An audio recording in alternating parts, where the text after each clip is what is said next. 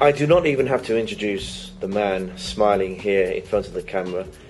The name is still famous many years after he finished in Formula One.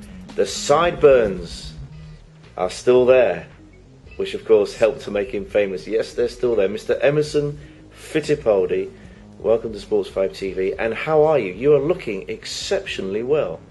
I'm fine. I'm happy to be in London for the Laureus Sport Awards.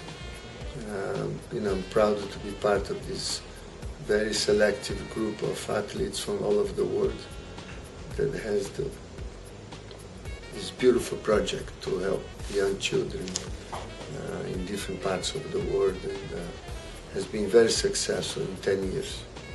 Now, don't be modest, okay? Don't be shy. Why does the name Emerson Fittipaldi still to this day mean so much to not just motor racing fans, but sports fans? Everybody remembers you, everybody's heard of you. Why? Well, I think I was very privileged to start on a time of Formula One that was a very difficult time in the 70s.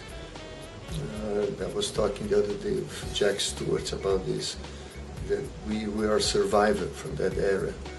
Myself, Jackie, Nicky Lauda, Carlos Reutemann, and I would say was one of the gold eras of Formula One, and I think that still remains in many people's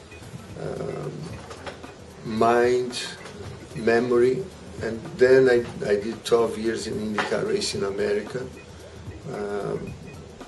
That were in Indianapolis very big, and being successful there helped as well to keep the name, and always my involvement in motorsport. I love motor race. I cannot be away because it's my passion. To the last day of my life, I'll be close to motor race. Well, we're smiling and laughing about the 60s and the 70s as a great time, and in many ways it was, but also you lost a lot of friends, didn't you? A lot of friends in the 60s and the 70s.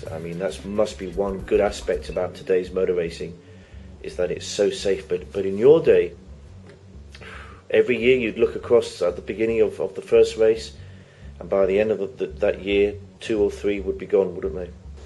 Was very tough. We always think somebody else is going to go, not you. We had to have that mind ready before you go into a racetrack. You have to see what's not going to happen to me. Was what I call time to survive the motor race at the time, but it was enjoyable, even with all that risk. We enjoy, and there was a lot of respect between the drivers outside of the cockpit.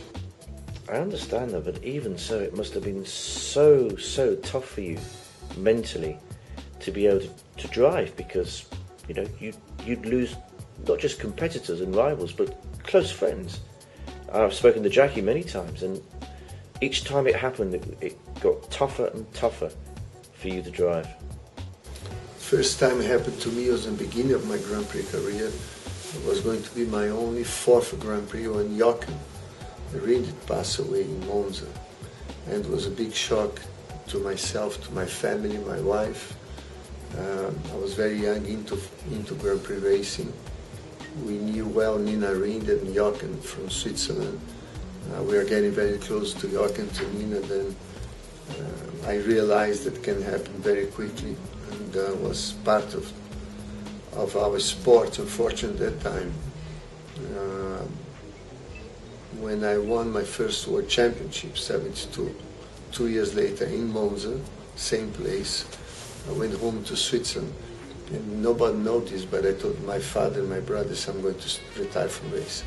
I achieved what I had to achieve. Why I'm going to continue taking this so high risk? And then my father and my brother said, well, you love so much motor race, you're going to regret. You should never retire now. It's not the time for you to retire. And they are right. It would be but I was just about to retire. Nobody knew this. I only told the Brazilian press like a month ago about this. Nobody knew. Just a month ago? That I was going to retire. Is that right? Because of the constant loss of friends, of colleagues, and it was tough. You'd leave home with the helmet case, the racing overalls, and I was thinking, I'm going to be back Sunday night here or not. But when I arrived at the racetrack, focus and drive fast as I could drive. I understand. And go for the sport. Now, we've mentioned Ayrton, and we've mentioned yourself and Jackie Stewart and Niki Lauda.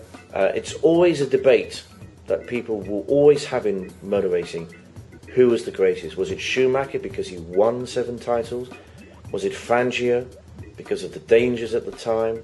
Some people argue it's Ayrton who was the greatest. You've raced against many of these guys. What are your thoughts? You know, it's so difficult to answer, but for the emotional part, being Brazilian, to me was Senna, the best ever. But I'm right, that's the question. Because in my heart, being Brazilian, I say for sure Ayrton's the best. But one of my idols was Fangio. I mean, he was 5 times world champion, different cars, different makes. Then there's so many great champions. No seatbelts in those days, huh? Think about Jim Clark, Jack Stewart. I mean, Graham Hill, there's so many great champions.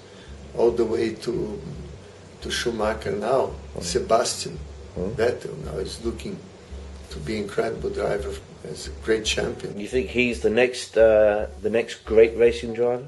Yes. Vettel? Yes, no doubt about it. You think he's going to win more world titles? It looks that way. Yeah.